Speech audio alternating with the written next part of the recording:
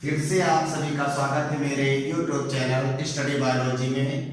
पिछले पार्ट में हमने पढ़ा था प्राकृतिक कायिक जनन कैसे होता है, जिसमें तनों द्वारा प्राकृतिक कायिक जनन का अध्ययन किया गया था। आज हम पढ़ेंगे पत्तियों द्वारा कैसे कायिक जनन होता है, जड़ों द्वारा कैसे कायिक जनन होता है, पत्र कलिकाओं द्वारा कैसे कायिक जनन होता है। तो तने द्वारा ये पढ़ा जा चुका है, तो आज पत्तियों के द्वारा कैसे कायिक जनन होता है। पत्तियों के द्वारा किसमें पाया जाता है, अजूबा, बिगोनिया है। जड़ों द्वारा कायिक जनन किसमें होता है, शतावरी, डहेलिया, सीसम, शकरकंद आदि की जड़ों से कायिक जनन होता है। पत्र परिकलिकाओं के द्वारा किसमें होता है, एग्जाम्पल में प्याज दिया गया, खट्टी बूटी है, रतालू है और अमेरिकन एलोए है, आज सभी में जड़ों के द्वारा कायिक जनन होता है। तो एक एक करके हम देखते हैं कैसे कायिक जनन होता है। तो पहला है पत्तियों द्वारा कायिक जनन। पत्तियों के द्वारा कायिक जनन किसमें होता है, अजूबा में। तो अजूबा की एक पत्ती को हम बना लेते हैं। ये एक अजूबा की पत्ती है। अजूबा की पत्ती के जो पार्श्व किनारे हैं, ये दोनों किनारे हैं, जब मृदा के संपर्क में आ जाते हैं तो इन किनारों से नीचे की तरफ अपस्थानिक जड़ें निकल आती हैं और ऊपर की तरफ नन्हा पौधा विकसित हो जाता है इस तरह से। इसी प्रकार से किसी भी सिरे से, कोने से, किसी भी किनारे से नया पौधा विकसित हो जाता है पत्तियों से, ठीक है। और दूसरा एग्जाम्पल दिया गया था बिगोनिया में। तो बिगोनिया में क्या होता है, बिगोनिया में इससे थोड़ा भिन्न होता है। उसमें पत्तियां जो होती हैं तो थोड़ा इस प्रकार की होती है, जिसमें मध्य में जो सिराएं जाती हैं, इन सिराओं से सिराओं से नया पौधा निकलता है, ठीक है। ये किसकी पत्ती है, तो पत्ती के सिरा के मध्य से पौधा निकलता है इस तरह से। नीचे की तरफ अपस्थानिक जड़ें निकल आती हैं और ऊपर की तरफ पत्तियां विकसित होकर नए पौधे का रूप ले लेती हैं। तो इस तरह से बिगोनिया की पत्ती से कायिक जनन होता है। अगला है जड़ों द्वारा कायिक जनन। दूसरी हेडिंग है जड़ों द्वारा कायिक जनन। तो जड़ों के द्वारा कायिक जनन किसमें होता है, एग्जाम्पल में दिया गया शकरकंद। शकरकंद एक भोजन का संग्रह करके फूली हुई जड़ होती है, जो भूमिगत जड़ होती है, भूमि के अंदर पाई जाती है। और इस जड़ में क्या होता है कि जड़ें विकसित हो जाती हैं और ऊपर की तरफ कलिकाएं विकसित होती हैं, जो विकास करके नए पौधे का रूप ले लेती हैं। इस तरह से शकरकंद की कक्षस्थ कलिकाएं जड़ और पररोग को विकसित करती हैं, पौधे को विकसित करती हैं। तो शकरकंद में जड़ों के द्वारा नए पौधे बन जाते हैं। और एग्जाम्पल में दिया गया शीशम। शीशम में भी जड़ों द्वारा कायिक जनन होता है, जिसमें शीशम का आपने पेड़ देखा होगा। शीशम का पेड़, ये काल्पनिक पेड़ हम दिखा रहे हैं शीशम में। तो शीशम की जो मुख्य जड़ होती है, उससे कुछ जड़ें क्षैतिज दिशा में वृद्धि करती हैं और उन जड़ों से ऊपर की तरफ एक नया पौधा निकल आता है। कलिकाएं विकसित होकर इन जड़ों से कलिकाएं निकलकर नीचे की तरफ अपस्थानिक जड़ें निकालती हैं और ऊपर की तरफ नया पौधा निकालती हैं, ठीक है। तो इस पौधे को अगर अलग लगा दिया जाए तो नया पौधा बन जाएगा, या ना लगाए तब भी ये विकसित होकर नए पौधे का रूप ले लेगा। तो ये है जड़ों के द्वारा कायिक जनन। और अगला है पत्र परिकलिकाओं के द्वारा कायिक जनन। पत्र परिकलिकाएं क्या होती हैं, पत्र परिकलिकाएं एक प्रकार की पुष्पीय कलिकाएं होती हैं, जो पौधों के संचित भोजन के कारण पौधों के उन भागों से विकसित होते हैं जिसमें भोजन का संचय हो जाता है। एग्जाम्पल में प्याज दिया गया, रतालू दिया गया, खट्टी बूटी दी गई है। ये हम प्याज बना रहे हैं, तो ये प्याज में इसका तना जो होता है रेडियस चपटा होता है, छोटा होता है। इस तने के पास कभी कभी क्या होता है, जो पुष्पीय कलिकाएं होती हैं वो इस तरह से विकसित हो जाती हैं, और ये पुष्पीय कलिकाएं कोशिकीय विभाजन करके कायिक परिवर्धन करके ये विकसित हो जाती हैं और नए पौधे का रूप ले लेती हैं। तो पत्र पर कलिकाओं से नया पौधा बन जाता है। इसको लगा दिया जाए अलग, तो ये एक नया पौधा हो जाएगा। तो इस प्रकार से पत्र पर कलिकाओं के द्वारा कायिक जनन होता है। अब चलते हैं दूसरे टॉपिक पर, कृत्रिम कायिक जनन। कृत्रिम कायिक जनन किसे कहते हैं? कृत्रिम कायिक जनन वह जनन है जो मानव के हस्तक्षेप द्वारा, अर्थात मानव द्वारा पौधे में जो है क्रियाकलापों के द्वारा नए पौधे उगाए जाते हैं, इसलिए इसको कृत्रिम कायिक जनन कहते हैं। और कृत्रिम कायिक जनन की निम्न विधियां हैं: रोपण, ग्रेफ्टिंग, कलम करना, कटिंग, तो कटिंग कहते हैं,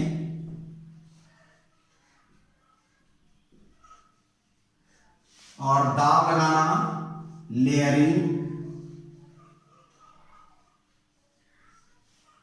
और बूटी बांधना, बूटिंग, और कलिका रोपण, बडिंग।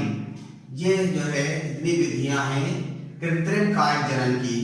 तो पहला देखते हैं रोपण कैसे होता है। रोपण जो है, रोपण में क्या करते हैं, दो पौधे ले लेते हैं। एक ऐसा पौधा लेते हैं, एक ऐसे पौधा लेते हैं जो अच्छी नस्ल का होता है, अच्छी किस्म का होता है, बढ़िया किस्म का होता है, और एक पौधा ऐसा लेते हैं जो घटिया किस्म का होता है।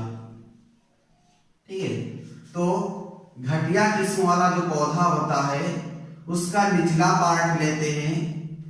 घटिया नस्ल वाले पौधे का कौन सा भाग लेते हैं? जड़ वाला भाग लेते हैं।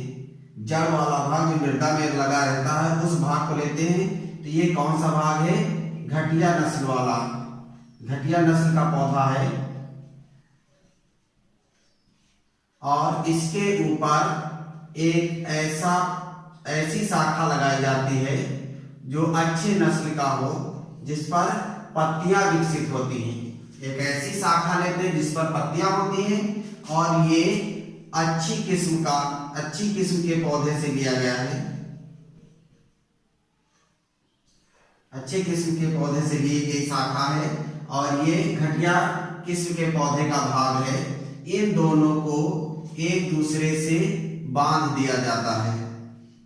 यहाँ पर ग्रीस या मोम लगा देते हैं, उसके बाद मिट्टी का लेप लगा देते हैं, और फिर टाट व रस्सी के सिकली के साथ इसको बांध देते हैं यहाँ पर।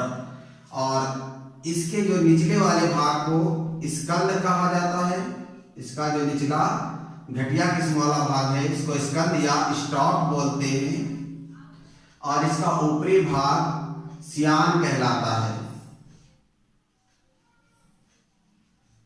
ठीक है, तो इस प्रकार से रोपण विधि के द्वारा कायिक जनन किया जाता है। रोपण भी कई प्रकार का होता है, जैसे टंग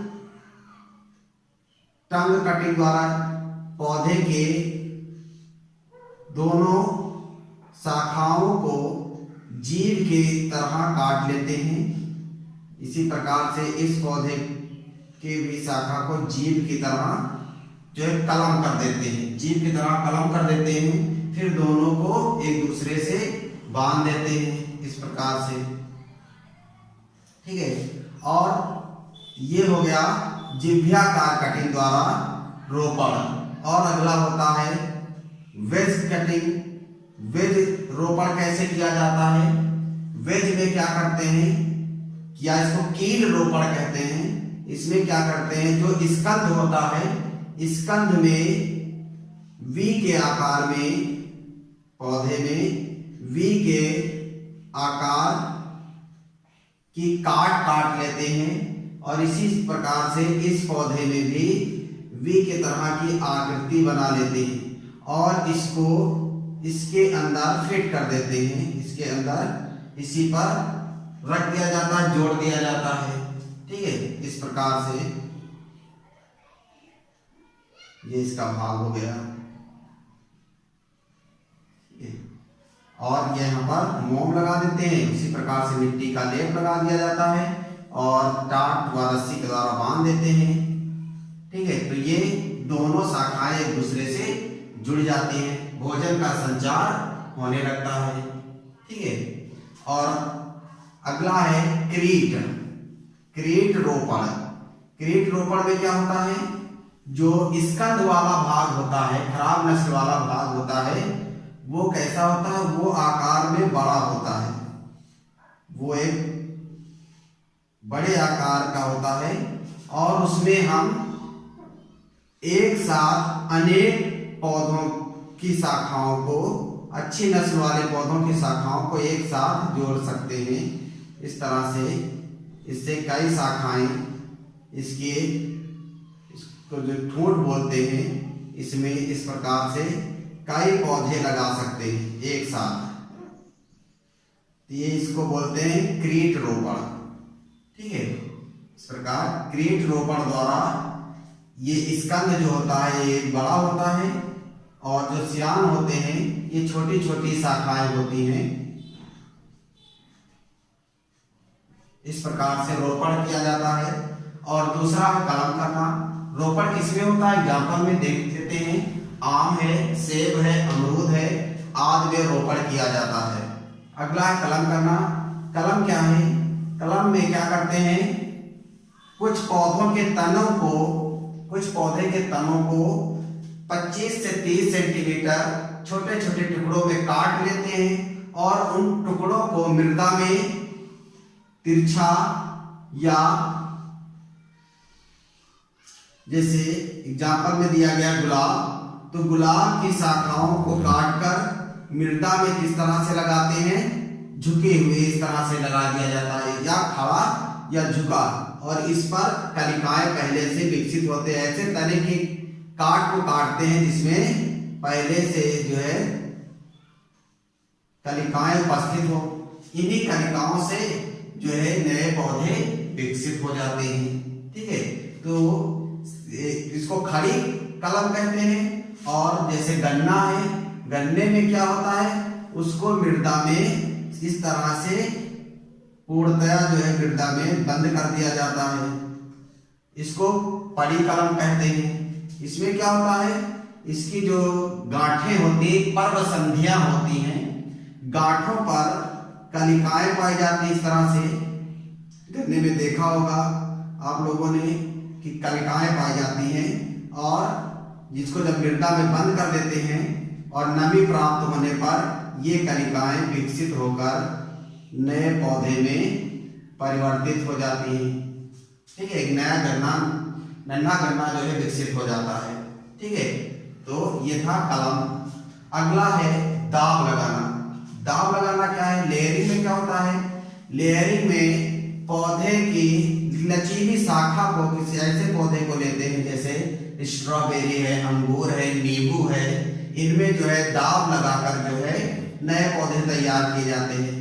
ऐसे पौधे ले लेते हैं जिनकी शाखाएं लचीली होती हैं, उन पौधों की शाखाओं को नीचे की तरफ झुकाकर, मान लेते हैं ये कोई शाखा है, इसको मृदा में झुका लेते हैं और 4 से 5 सेंटीमीटर मृदा में बंद कर दिया जाता है।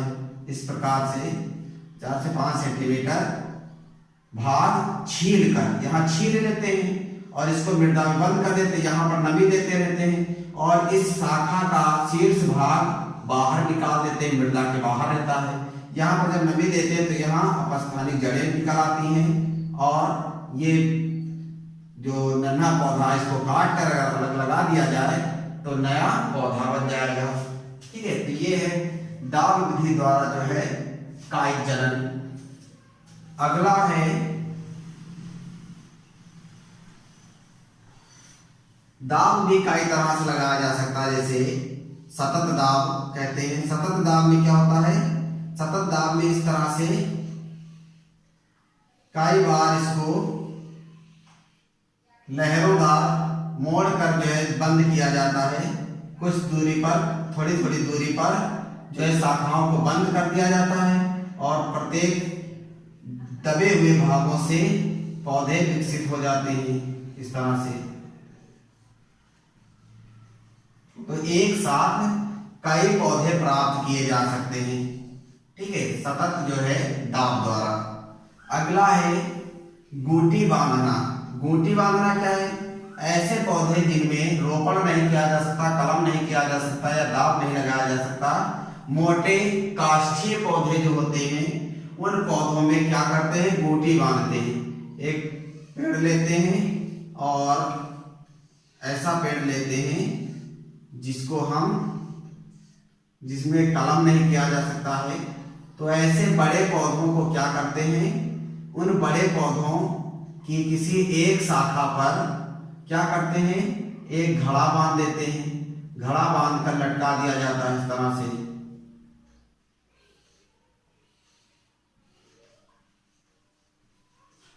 घड़ा बांधकर लटका देते हैं और नीचे वाली शाखा पर क्या करते हैं? निचली शाखा पर यहाँ पर छील देते हैं। छीलने के बाद मिट्टी का लेप लगा देते हैं और सुतली से इसको बांध दिया जाता है। उसके बाद घड़े द्वारा यहाँ पर एक एक बूंद टपकने की व्यवस्था कर दी जाती है। कुछ दिनों के बाद यहाँ से अपस्थानिक जड़ें निकल आती हैं और इस भाग को काट कर अलग लगा दें तो एक नया पौधा बन जाएगा। तो इस तरह से इसको गोटी बंधन कहते हैं। गोटी बांधना, इस गोटी बांध के द्वारा जो भी कायिक जनन किया जा सकता है, कृत्रिम कायिक जनन करवाया जा सकता है।